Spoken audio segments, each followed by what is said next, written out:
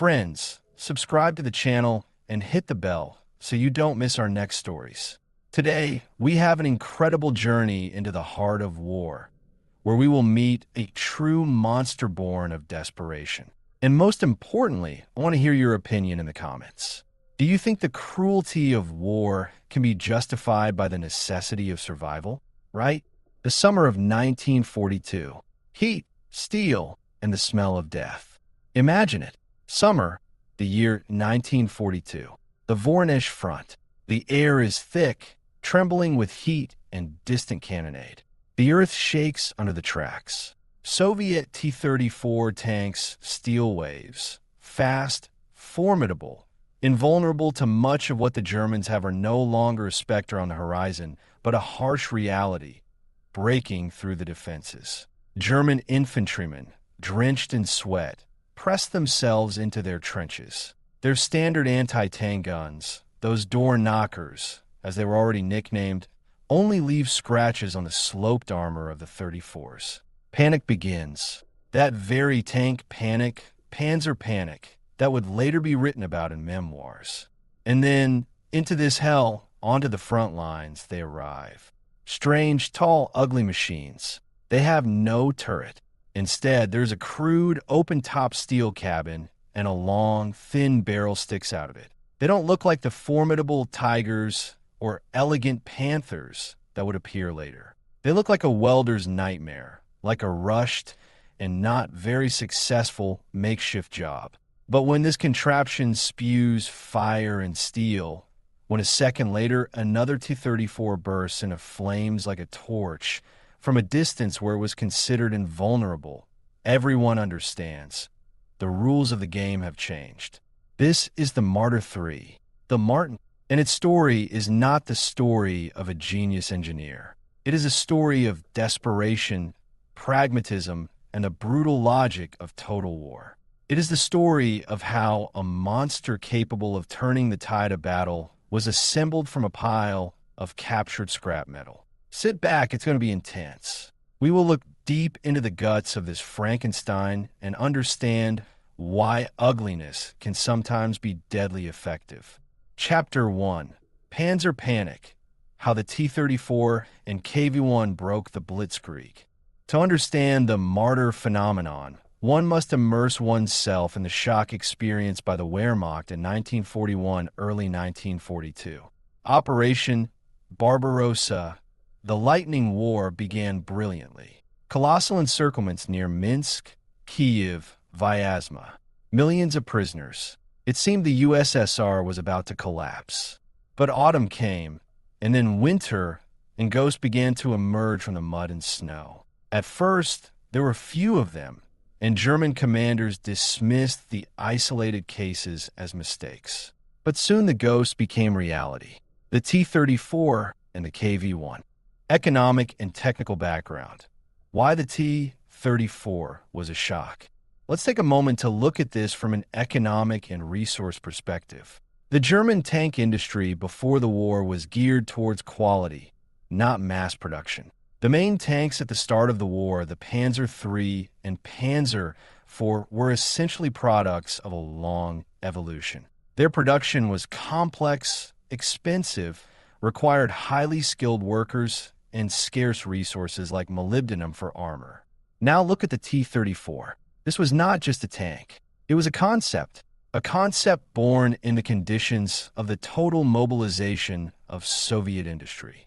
Sloped armor, a brilliant, simple solution. German engineers would have had to double the thickness of their armor to achieve the same protection provided by the slope plate on the T-34. That's tons of steel saved on every tank. Diesel engine, more durable, less flammable than the gasoline engines of German vehicles. Wide tracks provided incredible cross-country capability on Russian unpaved roads, against which the narrow tracks of German tanks literally stumbled. Mass production. The design of the T-34 was as technological as possible. It could be produced on an assembly line like tractors. Factories evacuated to the Urals were increasing output exponentially. While a German factory produced one Panzer IV, Soviet factories stamped out dozens of T-34s.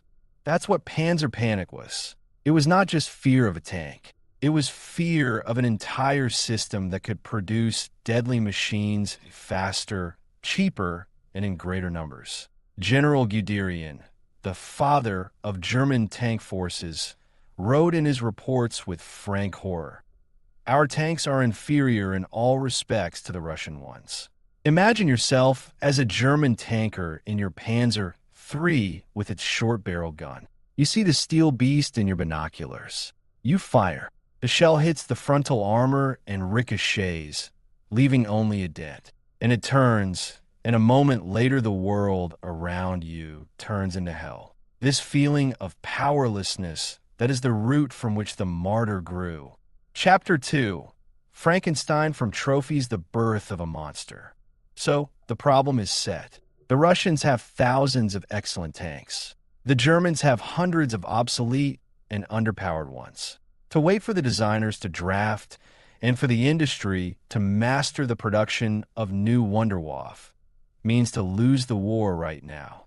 A solution is needed. Fast, cheap, effective, and German pragmatism found it. A solution brilliant in its cynicism. If we can't create our own, we will make their own weapons fight against them. Let's look at the two main ingredients of our future monster. Ingredient 1. The Panzer 38 T chassis. This is not a German design. It's the Czech LT VZ. 38 tank and excellent, reliable, but by 1942, hopelessly outdated machine. The Germans captured the Czech factories and gladly included these tanks in their forces. But by 42, its 37mm gun was no more dangerous than a slingshot against the T-34. What to do with hundreds of such chassis? Scrap them? The Germans hate wastefulness. The chassis was excellent, mobile, reliable, maintainable. An ideal base for something else. Ingredient 2. The Soviet 76. 2mm F-22 divisional gun. In 1941, during the giant encirclements, the Wehrmacht captured thousands of units of Soviet equipment, including these guns. They lay in warehouses, rusting in the open air. And then German engineers performed what would today be called brilliant reverse engineering. The F-22 gun was powerful, but had some drawbacks. The Germans eliminated these shortcomings. They fitted it with a muzzle brake device that absorbed up to 60% of the recoil energy. This was critical to avoid shattering the fragile chassis of the small tank upon firing. They reworked the breech. The gun was designed for a Soviet shell. The Germans adapted it for a more powerful German cartridge, creating a hybrid system they called the 7.62cm Pak 36R. This gun could, like a hot knife through butter, pierce 90mm of armor from a distance of 1,000 meters. For the T-34, with its 45mm frontal armor, this was a death sentence. Assembling the monster. Now was time for black magic. The workshops of German and Czech factories turned into Dr. Frankenstein's laboratory. The turret was cut off the Panzer 38 T chassis. The powerful gun was mounted on the freed space. A fighting compartment open at the top and rear was welded around it from thin armor plates, only 10mm thick. The result was something tall, clumsy, ugly. Why was it so ugly? Because it wasn't designed in the classical sense. It was assembled. Beauty and ergonomics were the last things the engineers thought about. They thought about two things: shoots and moves. And this machine did both. The crew of such a superweapon consisted of only 3 men: commander, gunner, and driver. They sat in this cramped, open to all winds, and most importantly, shell fragments, bullets, and shrapnel box. The ammunition load, only 30 rounds, often forced them to tow a special cargo trailer, which on the battlefield became an additional target. Imagine their life. Summer, it's as hot as an oven in the compartment. Winter, you freeze from the cold. Rain, it floods with water. And around them, bullets whistle, shells explode. This was not service, it was hard labor. Deadly hard labor. Chapter 3. The Hunter's Tactics, the Art of Killing from an Ambush. The Marder was not a tank. Its official name was Tank Destroyer, Panzerjäger, and this formulation contains its entire essence. Its tactics were radically different from those of line tanks. It was not thrown into frontal attacks. That would have been suicide. Its thin armor would not withstand even a hit from a large caliber machine gun. No, the Marder was a hunter, and a hunter waits patiently in an ambush. How the Martin worked. Position selection. The Marder crew moved to the front line or the flank of an expected tank attack. The vehicle was camouflaged in bushes, in the ruins of a house, in a fold in the terrain. The high profile was a disadvantage on the march, but in a static position, it was camouflaged with nets and branches.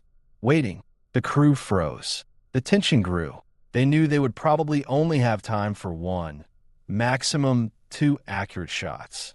Short strike. When a column of Soviet tanks approached within the range of confident destruction, often it was 800 to 1,000 meters, the command fire was given. The first shell was supposed to set the lead vehicle on fire to create a traffic jam. Then the fire was shifted to the next target. The powerful gun allowed for no niceties. Immediate withdrawal. As soon as the position was revealed, the Marder was obliged to immediately pull back under the cover of infantry or terrain. Its mobility, up to 42 kilometers per hour, was its second life. In the hands of an experienced and cold-blooded crew, the Marder became a real nightmare for Soviet tankers. It was like a sniper on the battlefield, invisible, deadly, and disappearing after the shot. The economics of killing. Let's put the economic lens back on. The cost of one Marder was incomparable to the cost of one T-34, but it was created to destroy several tanks, the total cost of which far exceeded its own. This was perfect economics from a war perspective.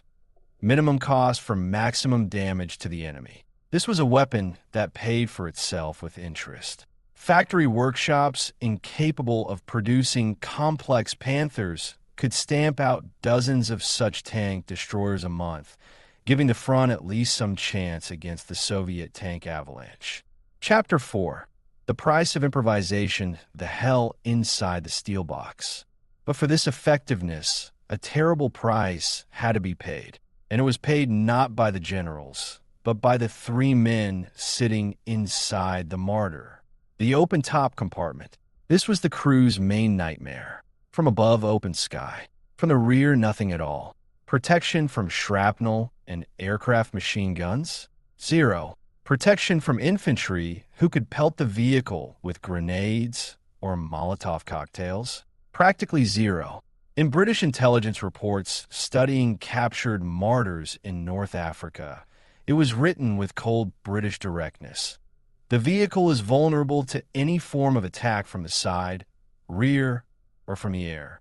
Losses. The casualty rate among Marder crews was one of the highest in the Panzerwaffe. It was a job with extremely high risk. One lucky mortar shot, one stray bullet, one grenadier creeping up from the flank, and the crew was doomed. They burned alive, were torn to pieces by shrapnel. It was a suicide machine, but without fanaticism, with a purely pragmatic German calculation. 3 lives in exchange for 2 or 3 enemy tanks. The crews of these machines hated and adored them simultaneously. They hated them for the unbearable conditions, the constant fear, the vulnerability. They adored them for the mighty power that was in their hands, the power to stop a steel giant with one shot and save the lives of their comrades on the front line. And what about the Soviet soldiers? They quickly learned to hate and fear these tall freaks. Special tactics were developed to fight them. The infantry tried to get closer to them. Artillerymen and mortarmen unleashed a barrage of fire on their positions. For a Soviet tanker, meeting a Marder was like a duel whoever saw and fired first one. Chapter 5. the Marder, as a mirror of war conclusions and legacy. So what is the Marder III in the end? It is the quintessence of the German war machine in the mid-war period. It is a weapon of desperation, pragmatism, and ruthless efficiency. It proved several simple and terrible truths. War is not about perfect weapons. War is about available ones. While perfectionists draw blueprints for future Jag Panthers, soldiers at the front need something that can shoot today. Resources decide everything. The Germans, faced with a shortage of resources and production capacity, showed incredible ingenuity in using what was available. Trophies, obsolete equipment, everything was put to use. The price of victory is measured not only in tanks, but also in human lives. The Marder was effective, but it was expendable material, even for its own crews. The Marder was a temporary patch, a cork inserted into the hole punched in the German defense by the Soviet T-34s. It held on just long enough for more advanced and protected machines, the Hetzer, the Jag Panther, to take the stage. But it was the Marder that showed that even in the most hopeless situations, resourcefulness and the will to resist can give birth to something ugly, dangerous, but capable of much. It was a monster, but a monster born of necessity. And in that lies its main and darkest story. So that's the story. A story about how desperation and genius give birth to monsters. What do you think? Was the Marder a brilliant improvisation or a desperate move by the doomed? Write in the comments. If you found it as interesting as I did while preparing this material, give it a like. Share this story with your history buff friends. And, of course, subscribe to our channel. We have many more untold stories from the inferno of the most terrible wars in human history. See you soon.